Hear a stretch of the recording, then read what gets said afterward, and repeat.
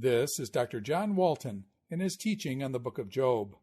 This is session number 14, Dialog series number 2, Job chapters 15 through 21.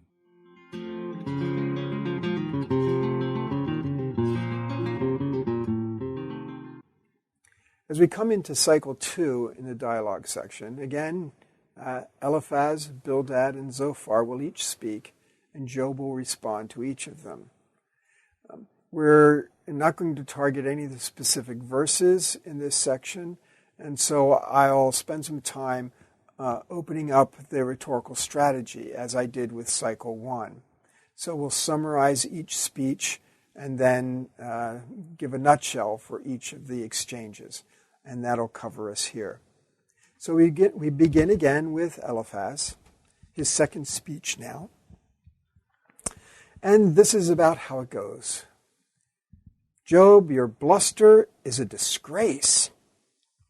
You're merely digging a deeper hole for yourself. What makes you think that you are so much better than everyone else? Stop railing against your circumstances. Accept that which has come upon you, and that it's the result of the corruption shared by all humanity. Since wicked people are ferreted out, you ought to consider how much you have in common with them. Job's response. Talk is easy, Eliphaz, but I would be more encouraging if I were you. Meanwhile, God, why are you attacking me? You've abandoned me to be tormented by enemies, and then you piteously join in yourself. If you can't respond to my misery, I need someone to stand up for me. As for me, I'm determined to stay the course of righteousness, though death is all I have to look forward to. So we would synthesize this response, put it in a nutshell. Eliphaz's advice: recognize your guilt by comparing how God treats the wicked and how he's treating you. Match up? Yeah, you've nullified piety. Job's reply: I need protection from God's attacks, and call for an advocate to take up my case. I need some help. That moves us to Bildad's talk.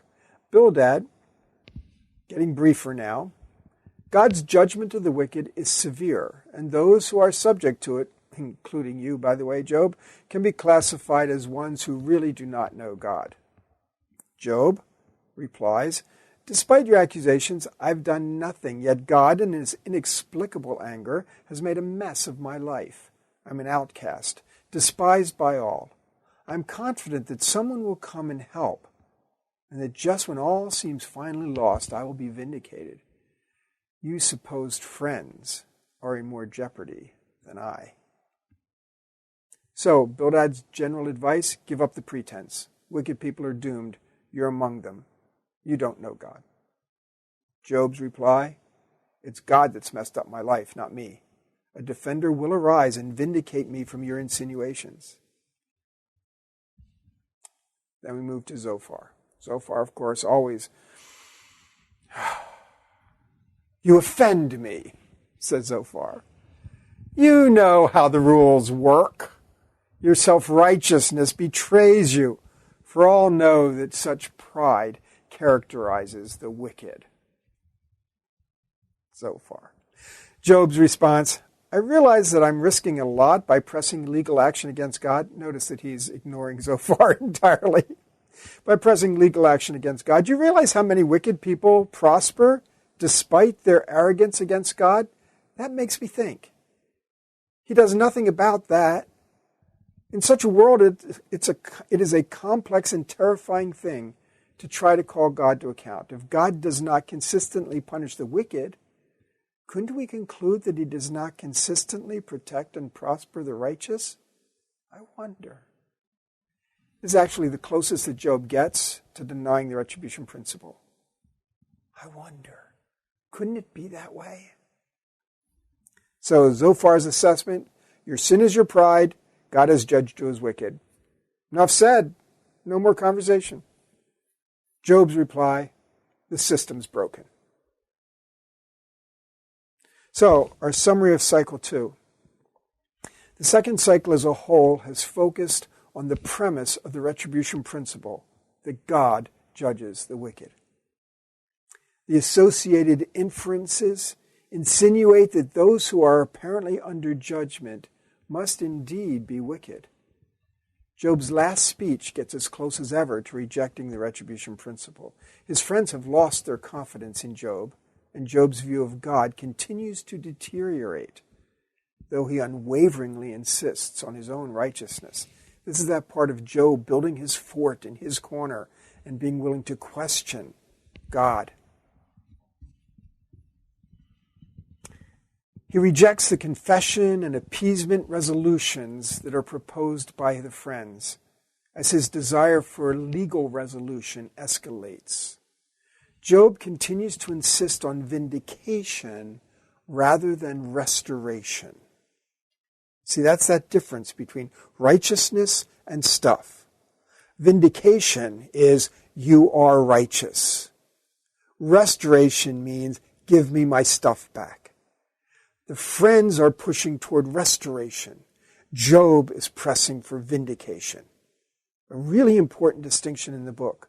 Remember, it is this precisely which defines Job's integrity. So Job is insisting on vindication rather than restoration. His friends consider vindication an unrealistic and vain expectation. In their view, Job needs to identify with the wicked, since his experiences indisputably place him in that category. Might as well admit it, Job. This is the group you're in. So, we find that after this cycle, things are not getting any better. Job is being increasingly placed among the wicked by his friends, and he continues to push his case against God. Now, the next segment, we're going to pay close attention to one of the small segments of verses well known that are in Cycle 2. And so we'll deal with that particularly and try to understand it and its role in Cycle 2 that we've just summarized.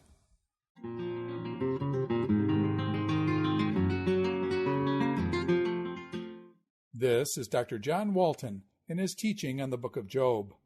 This is session number 14, Dialog series number 2, Job chapters 15 through 21.